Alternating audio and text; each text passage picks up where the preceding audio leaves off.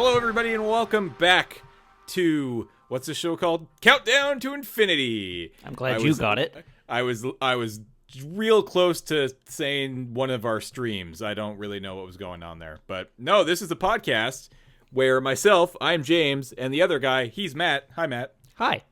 We talk about every Marvel movie that's ever been made, which I made sound way bigger than it actually is. There's been 17. And then 18 and 19 will come out while we record the podcast, because the whole point is we're watching one Marvel movie every week up till the release of the Avengers Infinity War. Yes, which, you could say we're counting down to it's true. Infinity War. Wow, you could say that. Is that why we called that show Countdown to Infinity? I think it might be.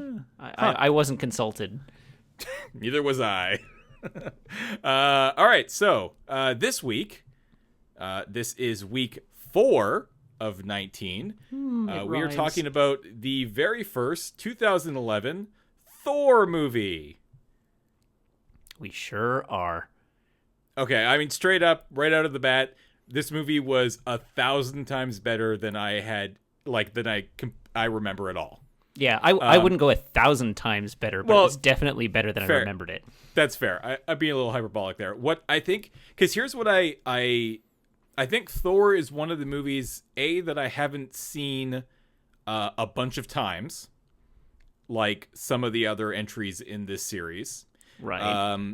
I think I'd seen it. I definitely saw it in theaters. Obviously, I've seen them all in theaters. I probably saw it like once or twice back in the early, teens of this decade. Mm-hmm. And then that's probably it. And maybe bits and pieces here or there on TV whenever it's on. And when I turned it on last night, I was like, okay. And I've done this actually with every movie we've watched so far. I said, okay, what do I actually remember about this movie? Like, can I remember the plot? Can I remember all of the big hits? Can I remember like the important scenes? What do I remember? And I sat down and I'm like, okay, well, Thor's here, and presumably Odin and Loki, maybe? Yeah, Loki. I'm pretty sure Loki's here because he's like the bad guy, kind of, sort of. And then I remember a big, giant robot thing blowing up a town, and that's pretty much it. Yep, nailed it. We covered the plot. There we go. Yeah, it's all done. That's literally all I could actually remember. So I was very pleasantly surprised when I sat down and watched the whole thing, and I was like, oh, wow, this is actually really quite good. Like, it's actually, like, I think it's better than even some of the more recent movies, or at least I think I will probably rate it higher than some of even the more recent movies, and it's certainly gonna rank up there in the early years. But what did you think? So I agree with you. I recall coming out of the theater when this one came out and thinking, like, my initial reaction to this one was like, well, if that's as bad as the Marvel movies get, then we're in for a pretty good ride. And you know what? It deserves better than that. If with the movies we've watched so far, if Iron Man 2 is as bad as these movies get, then we're in for a pretty good ride. Spoiler alert, they get a little worse, but only a little. Yeah, I mean, like, and only the Incredible Hulk. I think we're spoiling the end of the episode here, but the Incredible Hulk certainly, I think, even rates below Iron Man 2, because we went through that last week, I guess. But yes.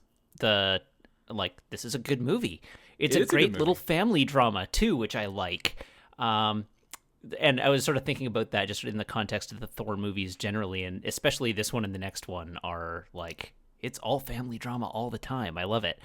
But yeah, similarly to you, the things I remembered from this movie were like, I remembered the destroyer fight at the end being like the third act climax of the film, and it's not. It's like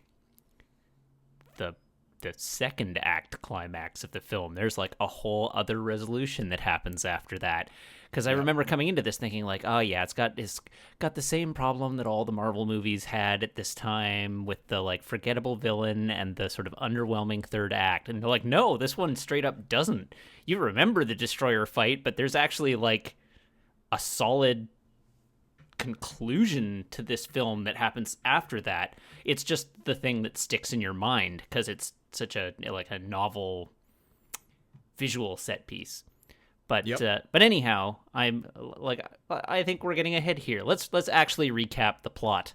Yep, I was just gonna say, and give us go through what's actually going on in this movie. Give us the old Matt Wiggins plot synopsis. Right. So here we have Thor, god of thunder, the mighty Thor, Thor Odin's son of Odin, and his brother Loki, and they are Asgardian gods. Throughout history, the Asgardians have protected the 9 realms. And in one particular scene at the beginning, we watch as Odin saves early Norse humans from the attack of the frost giants. And we learn that the Asgardians and the frost giants have been at war for many years. But following a defeat at the hands of Odin, there has been like an unsteady truce forged between these two people for many, many years. So, anyhow, Thor, he's the heir apparent to the throne of Asgard. Odin's getting on in years and ready to retire or die. It's not made entirely clear. And so he figures he's about to be king. He's a little arrogant, a little headstrong, and on his coronation day, some frost giants break into Asgard and try to steal their precious artifact back from Odin's vault. This does not go over super well with anybody involved, but it especially doesn't go over well with Thor, who, proclaiming himself king briefly, tells Odin to his face that, we need to go to Jotunheim and slay the frost giants and teach them a lesson so that they'll never try to attack us again. This angers Odin. He tells him not to do it. Loki then talks him into it, so they go to Jotunheim and fight with the frost giants. Things don't go very well. Odin shows up, saves the day, and then, in a fit of anger, banishes Thor to Earth, to the realm of Midgard, and takes his warhammer, the mighty Mjolnir, and whispers or incants onto it an inscription that now I'm not going to remember the inscription. Whosoever holds this hammer, be he worthy, shall possess the power of Thor, I believe is the specific inscription, and casts the hammer down to Earth as well. So Thor wakes up on Earth as a mortal human, gets hit. To be fair, he gets hit by a car on Earth. I don't think he... gets hit by the car of Jane Foster, who is a physicist tracking these instances of wormholes opening on Earth. The wormholes, spoilers, are the Bifrost Rainbow Bridge. And so they chase down one of these openings, run over Thor, and take him back to town, get him to the hospital. Thor has spent some time in town, decides that he has to go reclaim his hammer. His hammer also falls to Earth. S.H.I.E.L.D. creates a little facility around it. So he breaks into the facility, shows S.H.I.E.L.D. what for, tries to pick up his hammer, and lo and behold, he's not worthy and cannot possess the power of Thor. So the remainder of the next act is him learning to be humble and self-sacrificing and learning what it means to be a leader and be a hero, coming to the point where the Destroyer comes to town to destroy everything, and he chooses to sacrifice himself to save as many people as possible and his friends, thus rendering him worthy. Mjolnir flies to him, and he defeats the Destroyer in the middle of town. While all this is going on, we learn that Loki is not actually Thor's brother. He is the son of the king of the frost giants, and he was kidnapped or abducted by Odin as an infant, and has been secretly kept as an Asgardian for the duration of his life. This leads Loki to have some daddy issues. and so he, as I mentioned earlier, he tricks Thor into going to Jotunheim. He then proceeds to tell Thor, once he's been banished, that Odin has died and that he has now become king of Asgard. He tries to strike a deal with the Frost Giants to get them back into Asgard so they can kill Odin. Generally, he's just kind of a manipulative jerk, which is on brand for Loki. So then while all this is happening, Loki betrays Laufey, kills him, saves Odin in order to cast himself, when Odin wakes up from the Odin sleep, to cast himself as the hero and the new heir to the throne. But this all happens just as Thor has regained the power of Mjolnir. He shows up in Asgard, foils Loki's plans, they fight, and Loki is cast off into space with the destruction of the Bifrost, lost to the cosmos. And Odin wakes back up, and Thor is like, well, maybe I'll be king one day, but right now I'm not so keen on it anymore. And we have a nice little happy family reunion between Odin and Thor, with Loki lost in space. So yeah, that's more or less the things that happen in this movie. You went deep. There's a lot of stuff that goes on in this movie. I read the Wikipedia plot synopsis 12 times while you did that. I'm just joking. No, you probably could have, good. Though. The one thing, so yeah, I found it interesting that we've been dealing with the same sort of like, is Thor ready to be king for as long as we have been? I thought that was kind of interesting. Like, that feels like it's sort of just part of every Thor movie. Like, Odin's about ready to be done, but nah. Yeah, so and like, I just assume that's because they kept being that what's his name just kept being like, no, I'll come back. Oh yeah, Anthony Hopkins. Yeah, it's like no, I'm good, and they're like, wait, really? It's like, oh yeah, okay. Yeah, cool. It has given a pretty good arc to Thor through the movies, though, where it's like this one, he's like, yeah, no, I'm ready to be king, and like, he gets smacked down. And then the next one is like, no, I don't want to be king. Yeah, I would rather be a warrior gallivanting again, throughout the realms and fighting our enemies. And then the third one, spoilers if you haven't seen it yet, is the like kingship is thrust upon him, and so like he doesn't have a choice anymore. He is now king of the Asgardians, whether he wants to be or not. And that has made for like a bunch of interesting character development in the character of Thor. I quite like it. They've done a lot with this character over those three movies. Yep. Yeah, no, I agree. Something else I not picked up on, but definitely felt like they've done a very good job of sort of ramping up what S.H.I.E.L.D. is and its involvement in these movies. Like, in the first movie, Coulson's there, and it's not really a big, like, it's not a thing, right? Like, right. He mentions it once or twice, and there's a little scene at the end, and that's it. There isn't a whole lot other than the post-credit scene in The Incredible Hulk. Obviously, S.H.I.E.L.D. and Fury, and the introduction of Black Widow, and Coulson coming back in Iron Man 2 definitely had a bigger stage there. But this one, it was just like a huge portion of the plot was literally our heroes dealing directly with S.H.I.E.L.D. On like an ongoing basis, which I thought was pretty cool. Yeah. Because I know, next movie, we're getting ahead of myself a little bit, but the next movie is Captain America, and then after that, we're on to our first Avengers flick. Right. And obviously in the Avengers, or obviously in Captain America, we get to see the start of S.H.I.E.L.D. and what S.H.I.E.L.D. was like back in the Second World War, but we don't get a lot more introduction with them at the time. So I think they did a great job of bringing the world of S.H.I.E.L.D. into the MCU even more so with this one. One thing that I picked up on this viewing that I hadn't noticed before is that Agent Sitwell shows up in this one. Agent Sitwell, they must have, because I thought the exact same thing.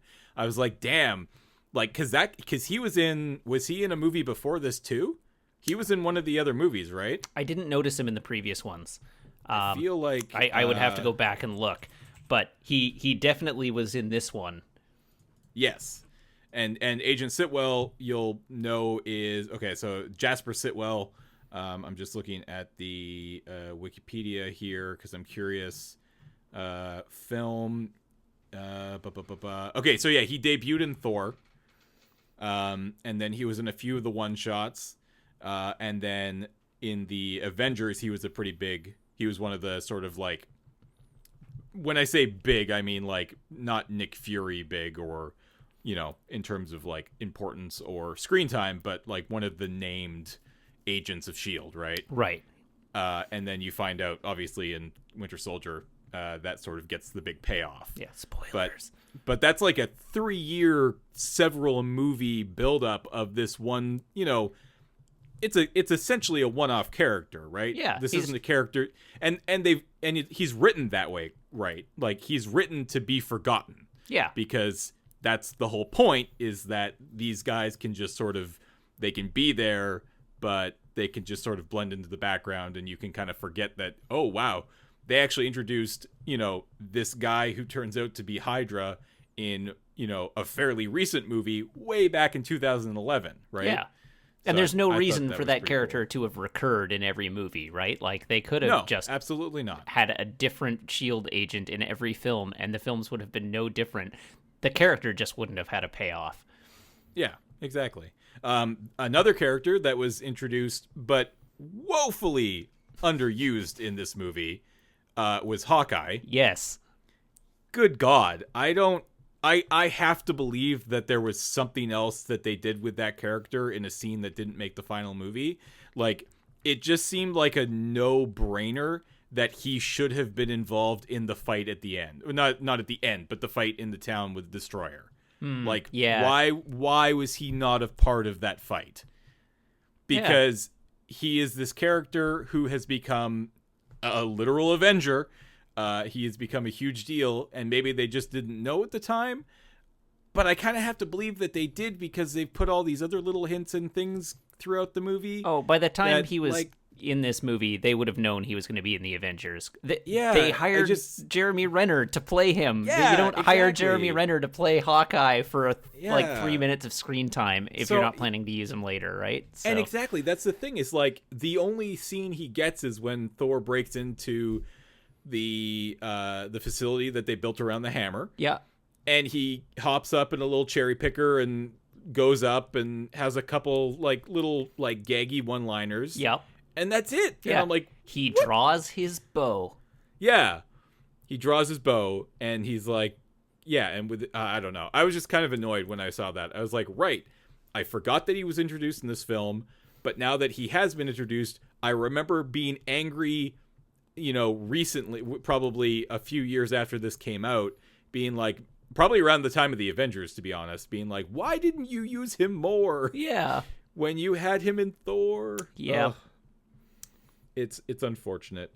I want to introduce a new segment into this show. Oh. I want to introduce a new segment. I probably should have run this by you before. No. It's way more fun when it's a surprise. It's an easy one. Your favorite gag/joke. Oh. Like your favorite comedic moment of the movie. And I want to do this for all movies going forward, because these movies are known for their humor. They're known for being fairly lighthearted. Yep. Kind of, digging each other. What is your favorite humorous moment from the first Thor movie? Okay, so the obvious answer is the cup smash, right? This drink, I like it. Another. Sure. But I don't think that's actually my favorite. Okay. I think my favorite, and I'm just racking my brain to think of all the comedic moments in this movie. But the other one that stands out to me is Thor walking into the pet shop and like, I need a horse. And the pet shop guy being like, yeah, we don't sell those. We have like dogs, cats, birds. Well, give me one of those large enough I can ride. Yeah, that one's really good. That's a really good line. And the line is really good. The look the pet shop guy gives him when he says that is just like chef kiss good. Yeah. It's outstanding. In this movie, we get the first instance of Myeomna, which is pretty good. Yeah, I forgot. I'm a pretty big fan of Kat Dennings. Just as an actor, I think she's great. And I forgot how just kind of funny she is in this movie. She's great, and I remember she's one of the redeeming factors because the next Thor movie, it's not that good, but it's still it's still a fun movie. But she stands out as just great, and I really hope that we get to see her back in this universe at some point because it's been a while. I mean, hell, it's been a while for Natalie Portman as well, right? Right. Like, Natalie Portman's probably never coming back. Is that the case? Yeah, she has, as I understand it, basically said that she's only willing to return, like she'll only return voluntarily if they give Jane Foster something to do. Okay, that's so fair. Like she's still under contract and they could call her back, but she wouldn't be pleased about it unless she actually had something to do. So if they ever want to do like the transfer of Mjolnir to Jane Foster and do Jane Foster Thor, I'm sure she'd be right back to like suit up. But I suspect that we're not going to see that in the Marvel Cinematic Universe anytime soon. That's fair. So I brought up the idea of what's your favorite gag because I had forgotten the one that just makes me laugh every time, which is when they go to the hospital, they see that he's escaped, they get into the car, and they start talking about how they're going to basically, like, I think it was Eric who's like, we're going to have to look over all of whatever Ohio, I don't remember. New Mexico. New Mexico. Yeah, we're going to have to look over all of New Mexico, back up. You see Thor walk through the back shield, like the back of the car, look and just get hit. And I'm like, oh, that's perfect. Yeah. How does this keep happening? I'm sorry, I'm not doing this on purpose, I promise. It's so perfect. It's just the fact that he looks and then gets hit is just pure gold. I loved it so much. Yep. I thought it was fantastic. Oh, that's a good one. I forgot about that one since yesterday. Yeah. Let's talk about the bad guy. So the bad guy it's Loki. Yeah. Right? Like it's sort of sold as, it's the Frost Giants and the Destroyer, which what's the deal with the Destroyer? The Destroyer was just the guardian of Odin's vault. Yeah, okay. So it was just the security system making sure that the spoilers, fake Infinity Gauntlet and the casket didn't go missing. Right, yeah. But man, Loki's so good. Oh yeah. And I assume that they knew going, I mean, obviously they knew going into this movie what they were doing with Loki and what they were setting him up for because of the end of the movie post-credit scenes. We'll get to that in a little bit. But man, just Loki and especially just Tom Hiddleston. Little babby Tom Hiddleston in this one. Yeah, he looks so young. They're all babies in this movie. It's kind of insane. So Tom Hiddleston is now 36 years old, and this movie is 7 years old. So he would have been 29. So he would have been in his late 20s when he filmed that movie, and he looks it. Yeah. I mean, they all do, right? Like even like Chris Hemsworth looks stupid young. Yeah, Natalie Portman, they all look baby faced. Which, considering, we're talking about the difference between, mid 30s and late 20s is pretty impressive. Yeah. So Hemsworth has got like a weird makeup thing going on in this movie, which he does. I'm glad they kind of got rid of for the next one though, because it's a little off-putting. Yes, I would agree. But yeah, back to Loki. Go for it. No, I was handing off to you. Oh, okay. Well, it's just so nice and refreshing after just even the last 3 movies. Like, Loki just feels like a proper villain. Mm-hmm. Like, there are bad guys who are just sort of, they exist solely to ruin the life of this one person. And Loki has that as well. Obviously, he resents the crap out of Thor, and just wants the approval of his father, but he's willing to go pretty much to any length to figure all that out. Yeah. And it feels so good. Yeah, he's all about the manipulations and the machinations and the dramatic twists. Yeah. And so on, and it makes for a really solid character. And it like sort of comes back to where, going into this as like, all right, another one with a like forgettable third act fight and a villain that doesn't matter, thinking of the Destroyer. And it's like, wait, no, they like set up the one villain that the MCU has like maintained and developed and put a lot of like time and care into the character of. Yeah. And they do a fantastic job of setting him up in this one. He's you actually feel like he's an antagonist almost more than a villain in this one. Yes. Because like he's screwing around with Thor, and he gets things get.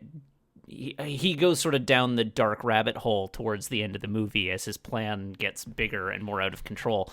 But he starts just like, he resents the fact that Thor is the older, ostensible favorite son, and then he finds out that he's adopted, and then he just has this almost like emotional crisis of his own about it, and starts using the toolkit that he has available to him, magic and manipulation, to start changing things to be the way he wants them to be. Mm-hmm. And and you feel for him and want to go with him on that journey a little bit. Yeah, I agree. Any other like little things that really stood out for you in this one? The design of this one is so good. All of the visual design in this movie is awesome. Asgard looks rad. There are so many good hats. There are a lot of good hats. The choice for director, like having Kenneth Branagh in to do this one, was a fantastic choice. Sir Kenneth Branagh, thank you very much.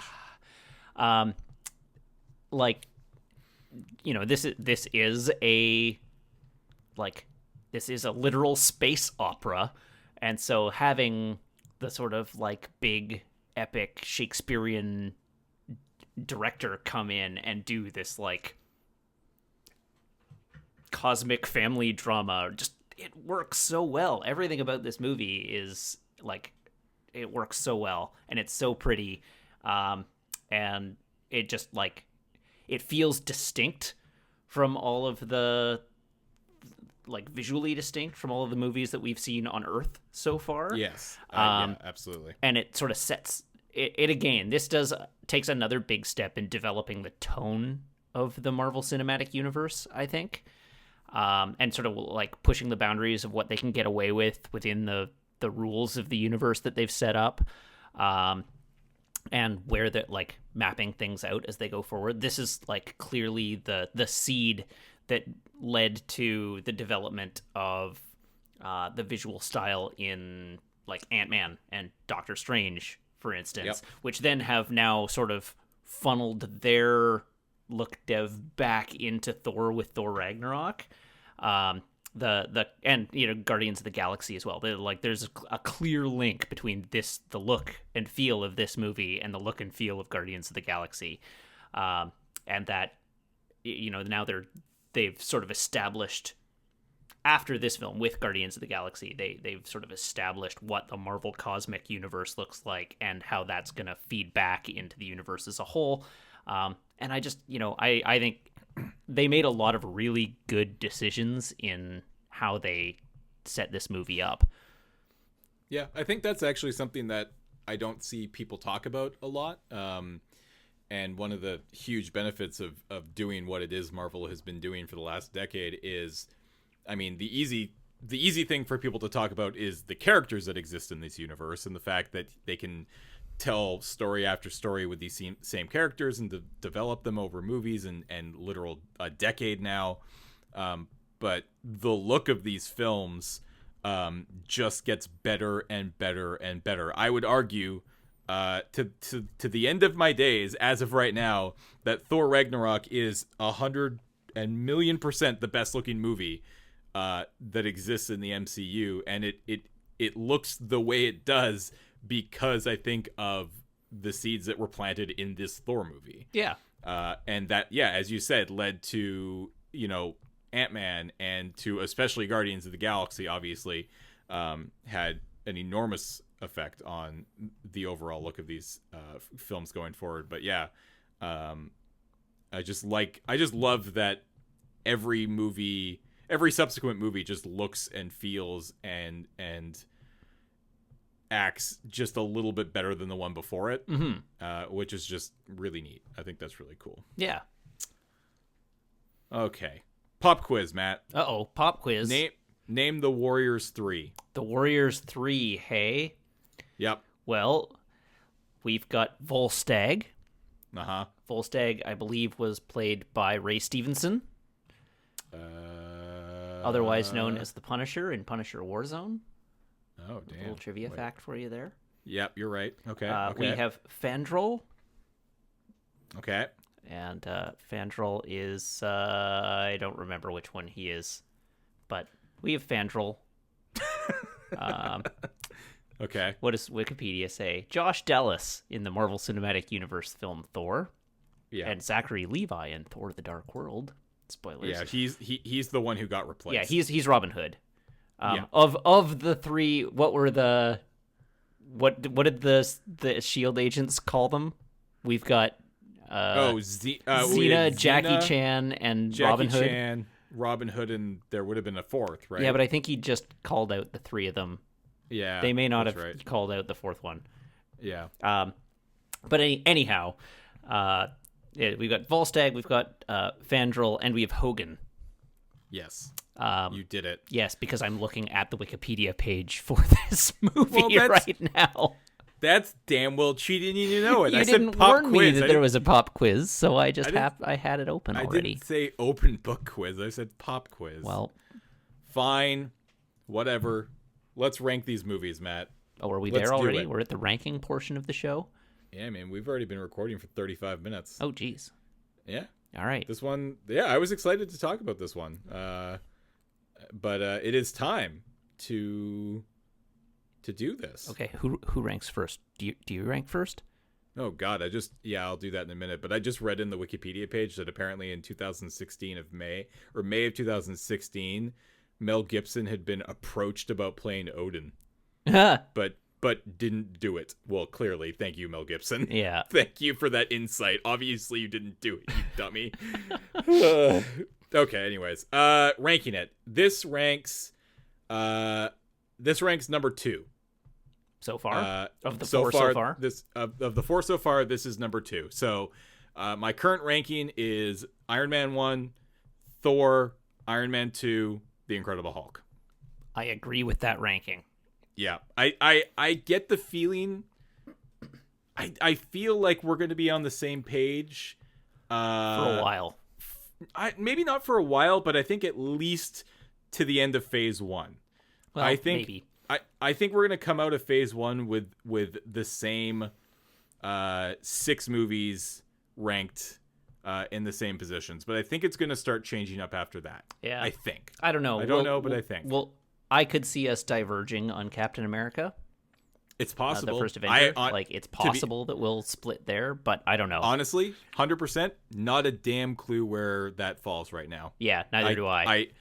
I really don't know, which is what I find kind of fascinating about this experience so far is I am looking forward. I think of everything that's going to come from this, I am looking forward to having a definitive my list of the MCU films. Yeah. I think that's going to be real nice to have. I should start writing this down because I will start to not remember when we get up into the the 10s and the 15s.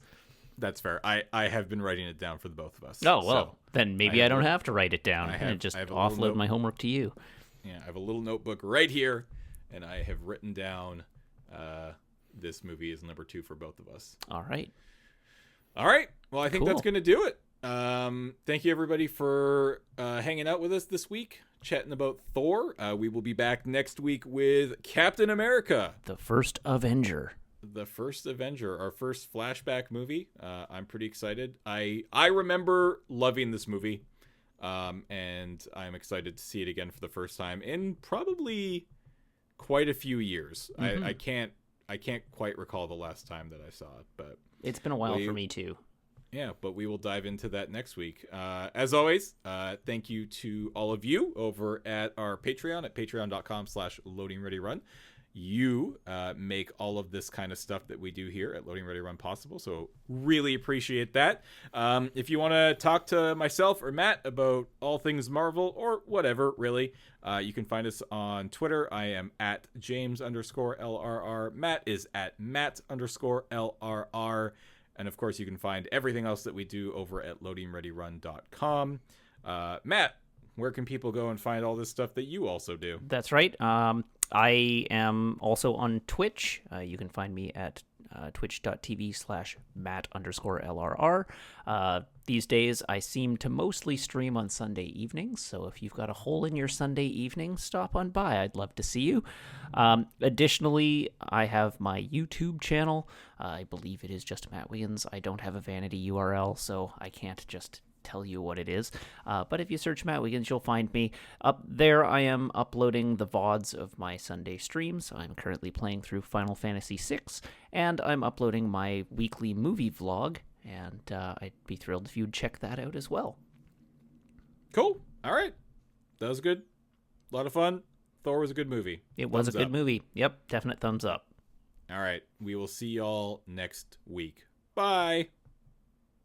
Oh, I'm just joking. We're back. One of these days you'll fall for it. I know you will. You'll turn it off and you'll be like, wait, they didn't talk about the post-credit scene. I think maybe I need to give it more than a half a second beat. Yeah, I'm sure that joke will never, ever get old. I'm going to ride it into the ground. I know you are. Dear. All right, post-credit scene sees our boy Eric taken down into a SHIELD facility. Where he meets up with our good buddy Nick Fury, who opens up a briefcase to show him off the Tesseract. And he's like, "What is it?" And Fury's like, "It could be power, unlimited power." And that's the second Star Wars reference in this podcast. And Eric's like, ooh, and then Invisible Loki. Where'd he come from? Was all of a sudden he's like, well, I can't remember the actual line. I should have written it down, but it's worth looking into. Yeah, that's right. It's worth looking taking into. A look at. Yeah, something like that. So Loki says that, and then Eric repeats exactly what Loki said, which sort of insinuates that maybe he has some sort of power over Eric, and of course we will learn that he absolutely does in a few movies from now. But this is the first this is the best post-credit scene we've seen so far, just in terms of what it means for the future of the franchise, what it means for the next couple movies. It's not just a, hey, we're putting together the Avengers. This is why we're putting together the Avengers. Yeah. It's funny though. So going into this post-credit scene, I was watching this with Megan, and I commented to her like, I don't remember what the post-credit scene is on this one. I mean, it must be for Captain America, because Captain America is the next movie. They would have to do one for Captain America. They haven't done one for Captain America yet. And then it started, and I'm like, oh, wait, no, this one's for the Avengers. Yeah. Oh, I remember this now. Yeah. But Captain America didn't get a post-credit scene. No, so because I can't remember at the end of Iron Man 2, did he get a little title at the very end of the credits that said Iron Man will return in the Avengers? Because Thor did. I don't remember if Iron Man did or not, but Thor definitely did. Yeah, Thor definitely did, which I thought was interesting. And presumably Captain America is going to get one at the end of the movie, the next movie we watch here. Well, he may not even need one because just remembering back to Captain America, it basically ends with the beginning of the Avengers. Yeah, well, yeah, it ends with him. Yeah. We'll talk about that next week. But no, I think this was a great post-credit scene. I think it was definitely again, it was the first two that we had, or the first three that we had, were just oh, neat. This universe exists and they all are going to hang out together one day. That's kind of cool. And this was the first this is what we're building to, right? This isn't just we're going to put together a team of cool superheroes. This is the reason why we're putting this team together. Yeah. And it's the plot hook. Yeah, and we don't get the payoff, and this is what I actually kind of loved about it, is we don't get the payoff to this scene in the next movie. We have one more movie to go to even get through before we see what exactly this post-credit scene actually means for the MCU, and it's huge, right? I mean, it's enormous. So I think it's pretty sweet, and I remember at the time being pretty blown away and just being unbelievably excited for the Avengers, because at this point we knew that the Avengers was going to happen. And I thought it was really good. So the only thing I want to mention before we just sign off, otherwise totally agree with you, it's just I'm going to get letters if I don't mention it now that I've opened the topic, which is my understanding is that the Captain America reference that was meant to occur with the Incredible Hulk when he goes to Canada and discovers the shield in the ice, was a cut scene that didn't actually end up making it into the movie. But I just know people are going to comment. It's oh no, they actually did. It just got cut. So that is just encapsulating that, since I brought it up. Yep, that's fair. That I think is worth mentioning. Yep, that's fair. I will also bring up more than a few of you have been asking about the one shots. Yes. And I think we'll try to. I'm just saying right now, and I've even discussed this with Matt, but I think maybe just because of the number of people who I have actually seen it, it's funny because sometimes, as a content creator, one person will say something about your content and you'll kind of inflate that to be oh man, this, I'm hearing nothing but this about, whatever on Twitter, when really it was just one person. But no, actually quite a few of you have been what about the one shots? I understand you guys aren't going to talk about the TV shows and stuff, but the one shots those are pretty cool and you should maybe chat about those. So yeah, maybe we should, because the one shots only existed, I think, during the phase one, right? I don't. No, they actually go up through there's a one shot for Iron Man 3 that I know of. Okay. There are several of them that span. But they haven't done one recently. No, though, they haven't. Think, they haven't right? done one recently. I don't think. But the very first one shot was a DVD extra on Thor. So, in fact, if we were going to talk about the one-shots, this would be the first episode in which we would do so. I think we could probably just wrap them all up at some point. Yeah. And talk about all of them at the end of an episode. We'll do some looking into it, and if it works out that we'll talk about them all in one go, then we'll do that. And if not, next episode we'll quickly chat about the one for Thor, and then we'll just stick with them for the DVD extra movie that it came with. So yeah, that makes sense. We hear you, and we're listening, and we will definitely endeavor to look into those and chat about them with you guys, because I actually don't even know if I've seen all the one shots. Yeah, I don't think I have either.